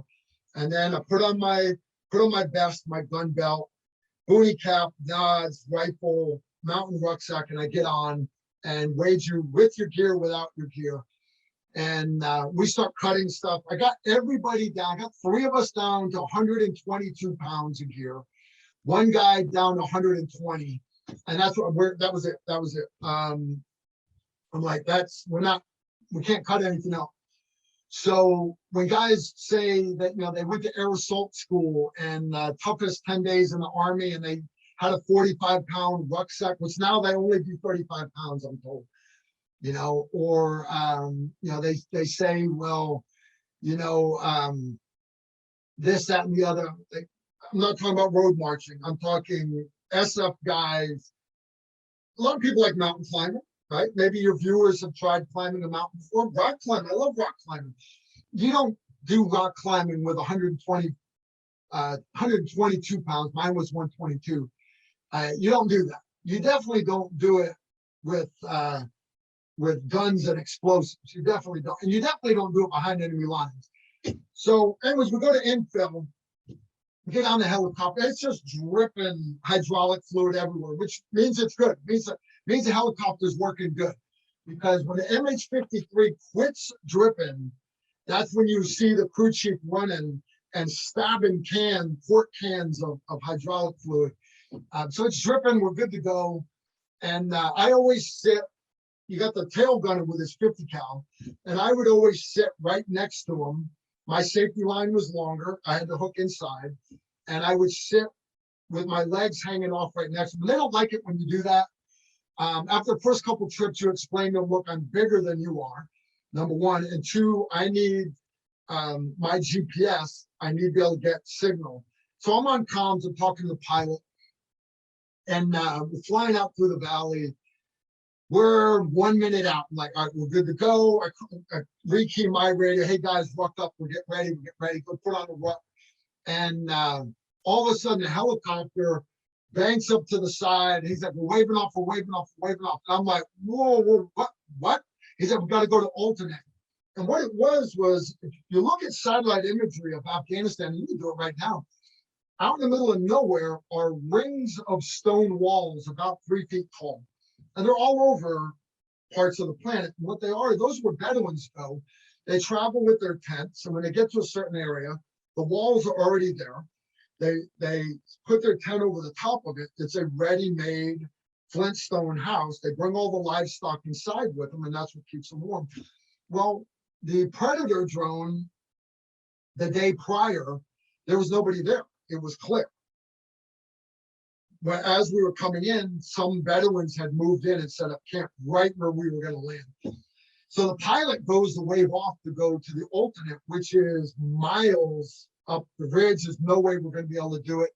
And I'm very big on accomplish the mission, care and wear for the troops. But number one is always accomplish the mission. So I'm like, I got to have eyes on by sunup. So I immediately didn't even take off my rucksack, fell down on all four in the helicopter, pulled my map in the Ziploc bag out of my pocket, grabbed, keyed the thing. I'm like, no, hey, I'm fragging it. Put us down right here. And I read off of a new grid about 1 kilometer away. Captain riding on a helicopter. In his defense, he's like, what are you doing? I'm like, we got to do this. And he actually corrected me. I was 1 grid off, 1 number off. Wow. He saved me 1,000 meters in Buck's defense. But the helicopters flew another kilometer and put us down. We all rucked up, and our 2 sniper teams off the back of the helicopter, you take a knee, and helicopter flares and takes off. Now, every other op I had done in Afghanistan up to that point, I'd always gone in as an assaulter on the gun trucks or on helicopters. And I had never seen Kandahar I had never seen any part of the world this quiet. There was a little whisper of wind, but there was no, there was no sound. There was nothing but starlight and mountains that high that are too high. That's in Pakistan. They're literally, and there's just, well, I look this way, literally 10 feet away from me, and wearing my night vision goggles, is the mountain that we've got to climb up. And I look up it, and everybody's walked up, and they all start walking up next to me. And the whole time I'm thinking, I did the map recon here, and there's no way. This is all, the military marks stuff as slow go and no go. And you can do that for vehicle, but you can also do it for personnel. And this whole thing was marked black, no go. There's no, human beings can't go there. There's only one spot, and that's where those Bedouins were, miles that way. It's already dark. It's already midnight. I've got to have eyes on target before the sun comes up. So they're gathered around me. We're all looking up. And we're like, it doesn't look that bad. It doesn't look that bad. It doesn't look that bad. So fast forward, we start climbing. And if you've ever done mountain climbing during the day, you know it sucks. Now imagine doing it in the dark. Now there's no pitons, and I'm literally using the buttstock of my SR-25, digging it in the cracks so I can do this stuff. And it's slung on my front. We climbed for about an hour. We finally found something big enough to sit on. We climbed for an hour before we found something big enough to sit on. And we all kind of sit, and we're spread out all on this mountain ledge, like a bunch of goats. And we're doing water, completely soaked in sweat, completely soaked from head to toe. And we're looking up, and it looks just like it did from the ground. We haven't gone nowhere. We haven't gone nowhere at all.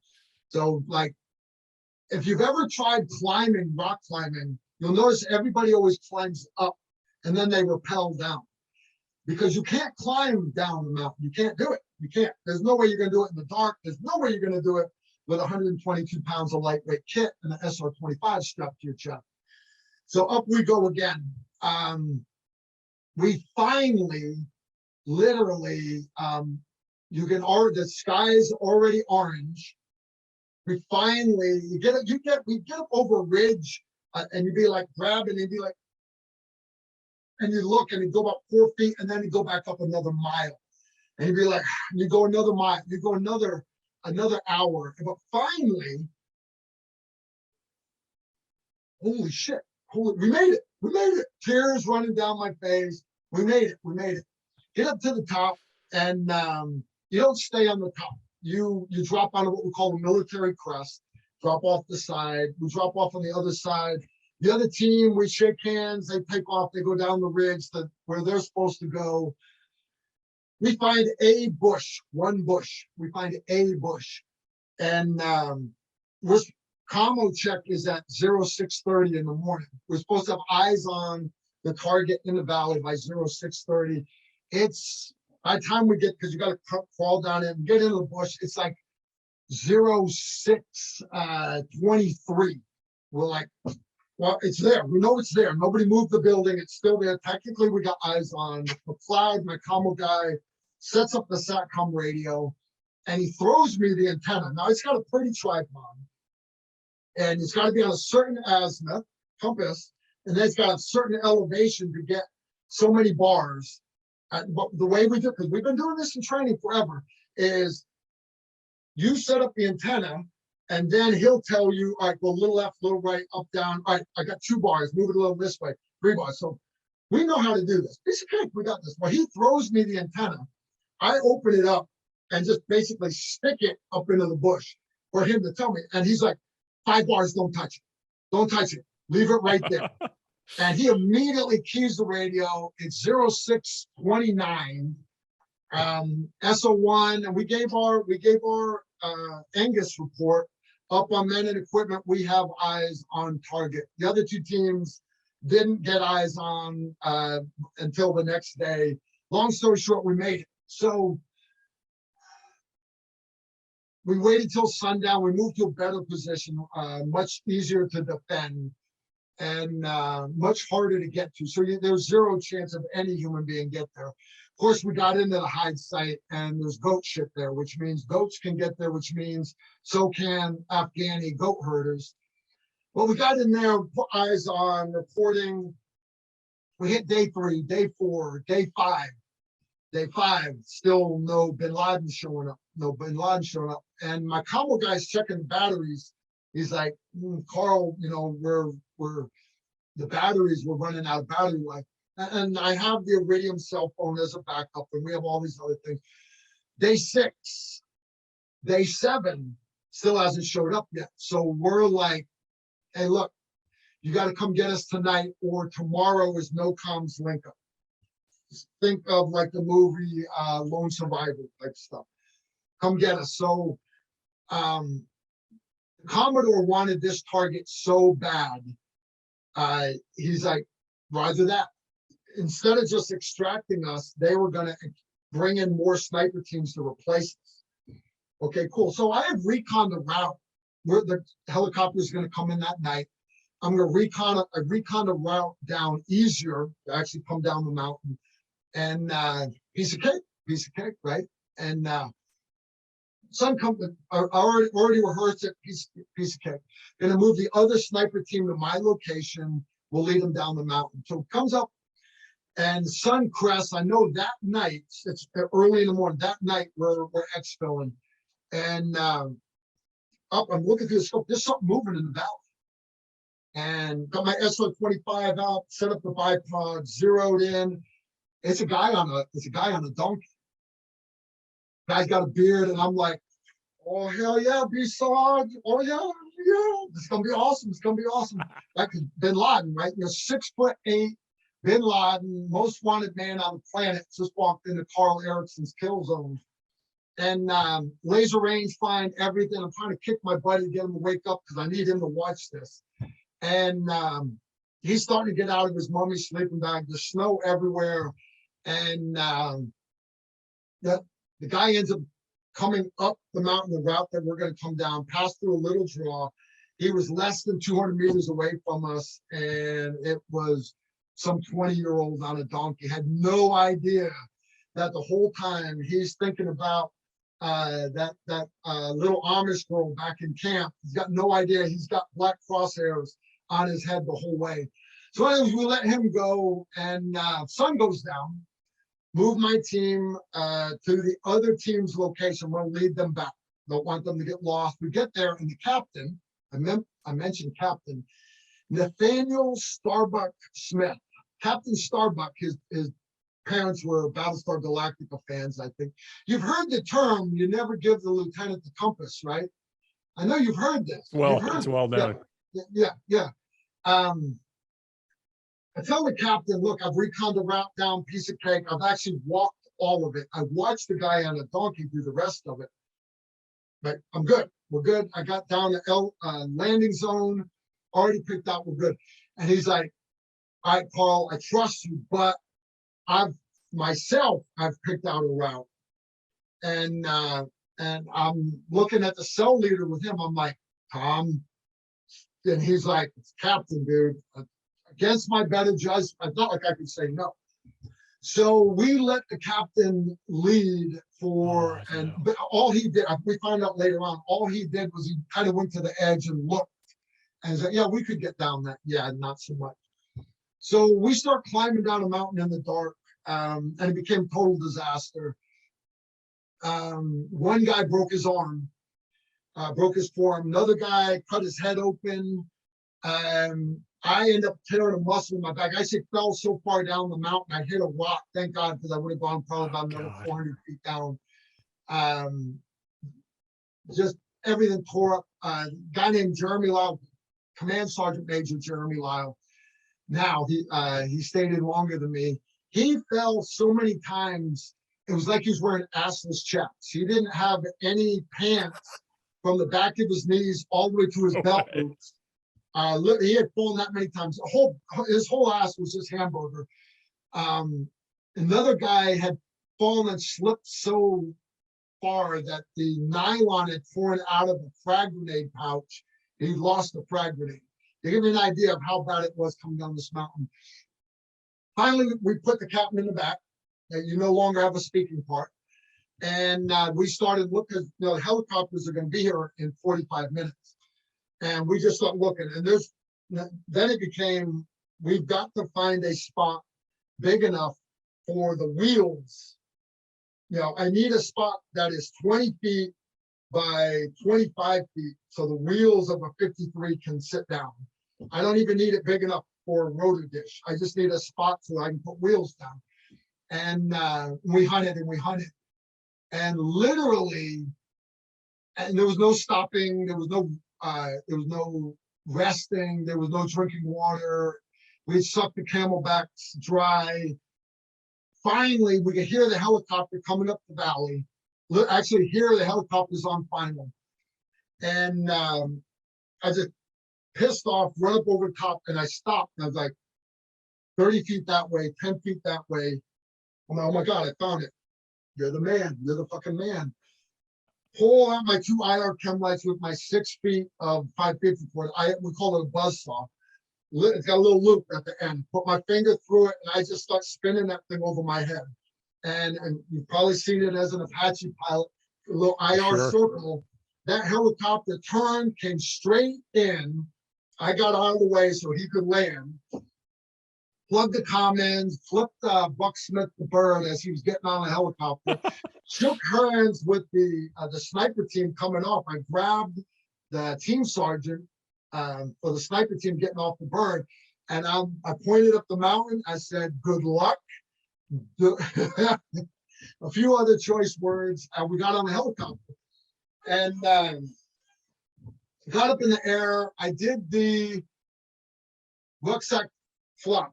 And the only thing I remember was thinking, I reached for my pocket and my foamy earplugs had fallen out. I this pocket, and I didn't have any earplugs. I knew the crew chief there at the back of the bird. I knew he's got a box here somewhere. So I'm leaning and I was like, I'll be all right. I'll be all right. I'll find some. And I tilted my head back, and my head pressed on the back of my rucksack. I just blinked my eyes for just a second. Blinked my eyes. When I opened up my eyes, the whole place was lit up. We thunked, and we were back in Kandahar. We had done 2 aerial refuelings to get us back there, and I'd slept through the whole thing. And my hair was all greased back.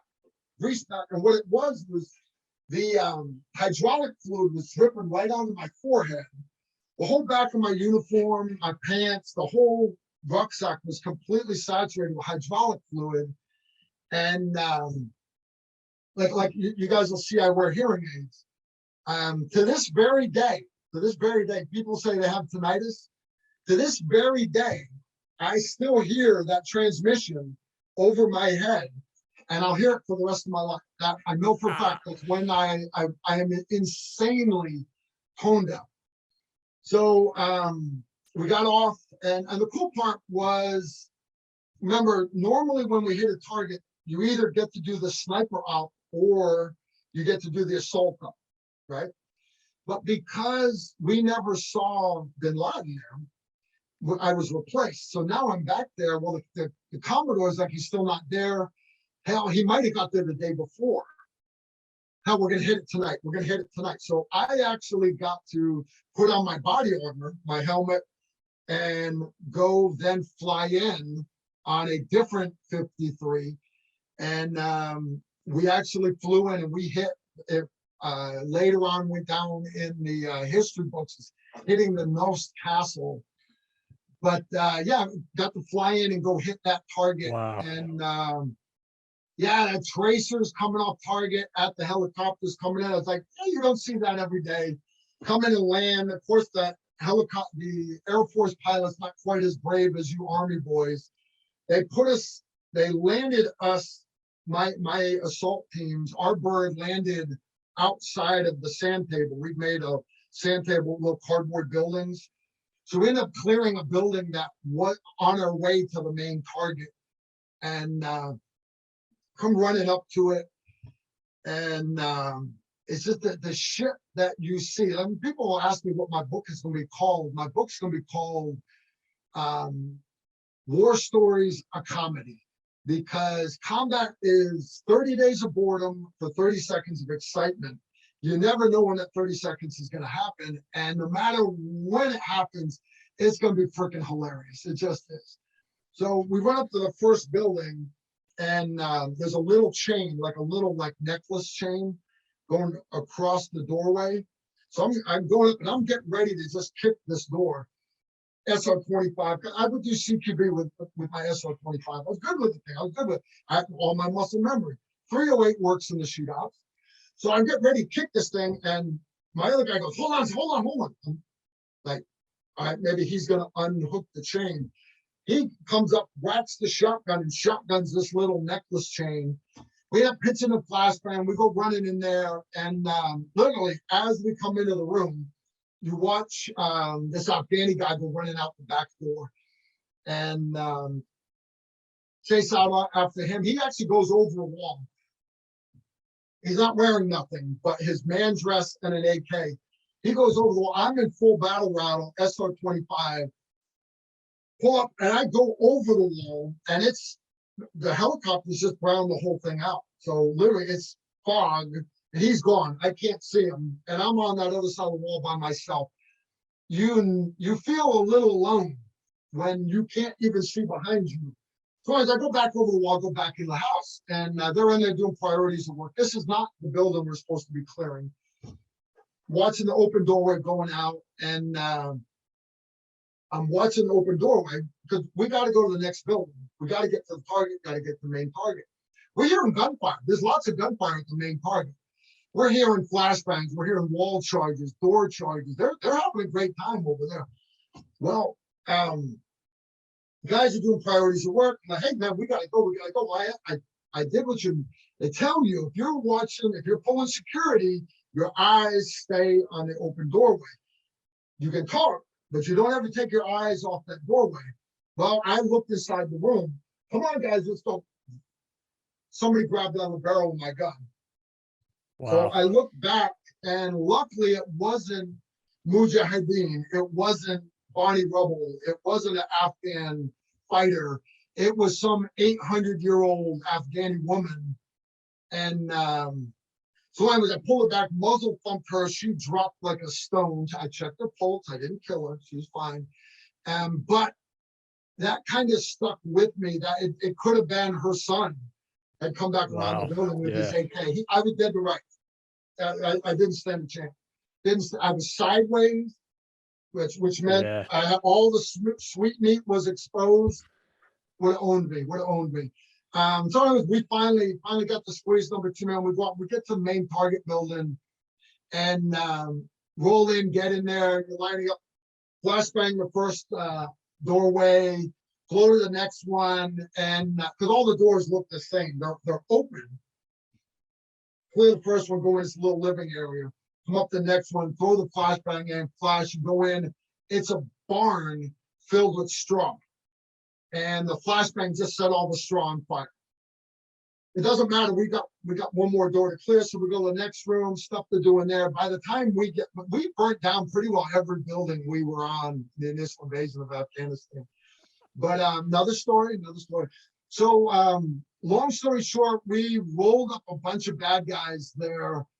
But one of the cool pictures I got was we're getting ready to leave. The company commander's there. It was a full company hit, and got all the prisoners splayed out, and they're like, "Hey, your cell, you guys are bringing the dishka." Like, we're bringing a dishka. They had a dishka, that tripod folded up, and the tripod, and like, why? And the company commander wants to put it in the company conference room back at Fort Campbell. Okay, all right, of course, whatever. So I have a picture of me. Somebody else took it on the helicopter. We're coming across the poppy field in the dark, carrying. I got the flasher, which is the lighter end of the dishka, by the way. If you've ever got to carry a dishka in full battle rattle with an SR-25, make sure you grab the muzzle brake end. Pro tip. Yeah, pro tip for you. So we carried it on a helicopter. I actually saw that dishka machine gun. It was confiscated by group, by the way. But it is, if you guys are ever at Fort Campbell, you go to 5th Special Forces Group. They've got a nice little museum there. But when you first walk into the group headquarters, there's a dishka machine gun that greets you as soon as you walk in. Yeah, I carried that son of a gun off target. That was me. Love it. Was me. Funny stuff. All right, Karl, I have kept you way too long. I want to talk. There's 2 questions I ask everybody, but before we get to that, I just wanted to ask about Tactical Rifleman. You mentioned you do a live stream weekly. Just want to make sure we spent some time on that and what you cover. I imagine it's a lot of the training and discussion points we just hit on. Yeah. When I got out, I basically went from shooting guns and blowing stuff up to teaching people how to shoot guns and blow stuff up, and teaching the military, soft units and stuff. But one thing I realized was my job as a Green Beret is to be able to go in behind enemy lines, think French resistance in World War II. Go in behind enemy lines, take the locals and train them and lead them to become force multipliers. Okay, well, I started looking around at what was happening here in the US. And you got all these gun guys that talk about the boogaloo, and no, I'm not a nutbag at all, not at all. But one thing I will say is, unfortunately, there are dark clouds on the horizon, and I pray we can put them off a couple more generations. But I grew up with the movie Red Dawn, and if you start looking, eventually, just because we've made it 200 plus years without ever having to fight on US soil, it doesn't mean it's always going to be that way. And so I'm very big, and there's a lot of concerned citizens out there. So I started training civilians, and what I found was not everybody can come attend classes. They can't. So my goal is to make concerned citizens into capable citizens. And how I do that is we started a YouTube channel to say, come train with us. And then it quickly turned into, there's a lot of great SF guys out there, subject matter experts that teach, but they're not computer literate. They don't have YouTube. They don't have Facebook. They don't have any presence. A good example of that is Randy Rawhide Worse. He's literally the guy that wrote the chapter on survival when SOCOM redid the SEER manual. He was at Bragg. He actually wrote it. Incredible survival instructor. He's 69 years old now, but he teaches survival classes. He doesn't even have a web page, nothing. But so I started grabbing guys like that to come do videos. Matter of fact, this past Friday video on our YouTube channel was Randy showing how to make survival candles. But we started Tactical Rifleman as a way for guys to get their word out there. And it has grown into, and we don't have a lot of, we've got 670,000 subscribers. We don't get any views. We don't get a lot of views because we don't blow up tannerite. We don't blow up alien targets filled with green slime. We don't have girls in yoga pants. And I told the film crew, professional film crews, that look, we're never going to get big, but I want a place on the internet where guys can go and find legitimate content. So if that Marine Lance Corporal needs to teach the new privates how to properly load and make ready, their secondary and then their primary, the gunnery sergeant can have him go watch the video as a refresher. And then if the Lance Corporal screws it up, the gunnery sergeant can take all of them and make them go watch my video. So there's lots, and we do everything from tactical driving, medical, I mentioned survival, we do some precision rifle, lots of pistol carbine stuff. But it's a place where I've had Travis Hall on there, but it's growing, brother. It really has. We don't make a lot of money on YouTube because we get demonetized. YouTube does not like the gun culture, and even though we're trying to teach people to be safer with guns, and we're trying to teach people to do the right thing, Google doesn't see it like that. I'm a bad person because I own a firearm. I'm scary. I'm scary. So we won't make any money doing it. But what we have done is you can go to patreon.com, and it started as a way of to help us pay the film crew to fly in, cover the expenses, my ammo habit alone. Oh my God, I didn't realize how much ammo. I'm sure. Yeah. Crazy. Those Rockers rounds I was shooting out of my Barrett 50 cal are $77 a piece. Makes Isn't that you crazy? want to appreciate I pay $11 that. a piece for my 380 ammo. God. Insane. So anyways, Patreon has started off as a second way to help pay for this, but it's grown into a family. It really has. I give them extra videos and stuff. We do Patreon classes once a year, and I've really grown a great following, great family. And yeah, I'd love to have your viewers, anybody interested in getting away from the jackassery. And there's a lot of jackassery on the internet. I got that. It's entertaining. I don't watch it, but I've heard it's entertaining. But I try to put out good stuff. I do. I try to put out good stuff. That's awesome. Yeah. We'll have links to everything so people can find it. And the two questions to get you out of here, Karl, that I ask everybody. One is, was there anything that you carried with you into combat that had sentimental value or good luck charm or something to that effect that you had to have with you? My wedding ring, which I've got a rubber one on right now because I've got so much scar tissue, because you're not supposed to wear your wedding ring in combat.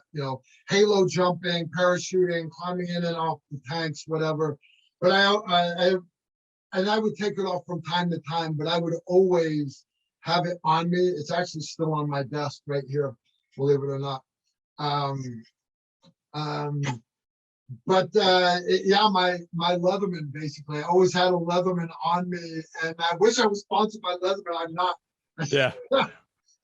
Is that mental? Always. But no, I know guys that would always carry like American flags and little things like that. I've never really been weird about stuff. Not my thing. It's not my thing. No, it's fine. Some people say they carried nothing. Other people have crazy stories of things that they brought with them. So it's always interesting to hear. I wish I had cool stories, dude. No, it's a good one. I'm cool storyless. No. And then the last one is, and I think I know the answer to this, but as you look back on all that time that you spent downrange, and to the point you made about your wife, like, go and do what you got to do, and there's no complaining or bringing you back. Would you go back and do all that again? And I get asked that a lot, Karl, people say, thank you for your service. And to me, the law enforcement, I say to them all the time, and they're like, well, Karl, you were, and I'm like, no, seriously, dude. Well, I was overseas playing Army. You were back here protecting my family. So true. I'm trying to keep the fight overseas. You're keeping keeping it back here. I tell people now, being a Green Beret, better than a porn star. It literally every day was it was just awesome. I came home from work once. My wife was at her mom's little family restaurant. And Green Berets, we get off at work at 2 p.m. So I come roll in about 2:20, and everybody, don't judge me now, because everybody's like, man, I gotta work till 4:30. What they don't realize is a lot of times we go back to work at 6 p.m. to do like night ranges and night jumping and everything. So whenever there's nothing, we get off at 2 p.m. So I roll in there and I sit down at the coffee table, and my wife looks at me and she's like, you love your job? I'm like, yeah, I love my job. She's like, no, you don't understand. You love your job. I'm like, yeah. She's like, no, you don't understand. She's like, we live in Cadiz, Kentucky, and the people that work for my dad hanging drywall, they get the check every 2 weeks and they hate it. They go out and drink. The guy over here working at the mill, he hates it, but you really love your job. And I sat there and I thought about it. And Monday you show up for work and it's like, yeah, we're gonna go to the range today. Okay, cool. You show up Tuesday for work and they're like, yeah, we're gonna go blow stuff up today. Okay, cool. Show up Wednesday and they're like, yeah, hey, after you work out, man, go home. This is 7 o'clock in the morning. After you work out on your own, go home. I'll see you back at 6 p.m. We're gonna do a halo jump. And then, okay, and then don't come in till noon on Thursday. Show up on Thursday, and hey, we're gonna do sniper rifles today. And then you get done doing that, like, hey man, we got nothing. We're gonna be working next week. Take a 4-day weekend. What's not the life, dude? I got paid to play Army, and from me being in junior high school, seeing the movie The Green Berets, literally, I lived a very blessed life. I mentioned I got 22 ribbons. Half of them, I don't even know what they're for. I don't have a single Purple Heart, not one. I had a Marine standing next to me, had his arm blown off. I've got lots of cuts and everything, and burns and everything else, but I just couldn't put me or my guys in for Purple Hearts when, the guy that just fixed my high-speed internet died when the 10-foot long Katyusha rocket came in and killed him. I got blood coming out my ears, but I'm not putting myself in for Purple Heart. I've lived a very, very blessed life, brother. I'm doing what I love. I literally, I've got my retirement. I run a YouTube channel. Yeah. And I get to teach classes. I teach on weekends. If you guys are interested in taking classes, I've got some of the best instructors on the planet. You can go to tacticalrifleman.com. We got our schedule there. And you can see bios of my instructors. You don't have to come train. It's impressive. Yeah. The bios are impressive. But if you had asked me 5 years ago, Karl, when you retire and you're going to be a social media influencer, I would have punched you right in the throat. Of course. There's no way. Yeah. But here I am. This is the course God put me on. And who knows where I'm going to be 5 years from now. Oh, yeah. But I know I'm going to be having fun doing it, Brian. I'm going to be having fun doing it. I hope you'll let me do a round 2 one time, because I know you're a natural born storyteller. You're out of coffee. So next time you got a coffee, hopefully we can. That's how you know we're done. That's how you know we're done. Out of coffee. This has been a lot of fun, Karl. I really appreciate it. Thanks for the time. And we'll make sure everybody knows how to find you and Tactical Rifleman down the road. Please do. Yep. Take care, Brian. It's been a pleasure. Our first comment is from YouTube, Spectre 502nd PIR on the Travis Hall interview. And it says, really need to comment more because I genuinely watch every single episode. Thank you again for doing this, as well to all of you who come on to share your stories. There's no proper words of appreciation, but without a doubt, my favorite YouTube channel. Thanks again. And I can't say enough. Thank you for leaving that comment. It means a ton, not just for me, but I'm sure for the folks who come on and share these stories. And based on your username, I have a feeling you got some of your own. So thank you for leaving that. Our second comment is also from YouTube and comes from Nick Ovell, and it's about the Ray McPadden interview. And it says, another amazing podcast. Just now getting the time to listen. In my humble opinion, he is undoubtedly the type of man that you just know you'd follow to and through the gates of hell, because whatever the reason, the juice will be worth the squeeze in one way or another. I love hearing the stories from officers like him. The feeling and almost need to go scorched earth and stop every beating heart on that chunk of geography that is approaching with malicious intent is fascinating, even more so when it's methodical. For those who haven't heard that interview, we talked with Ray. One of his initial forays into combat, he gets hit pretty hard with his troops out on the mountain, and then learns from that and kind of sees the battlefield differently and has an incredible setup for another fight later on, which is what we're getting to, and how he sees the battlefield. So it's really an interesting story. Thanks so much, Nick, for leaving that. Stay safe, everyone.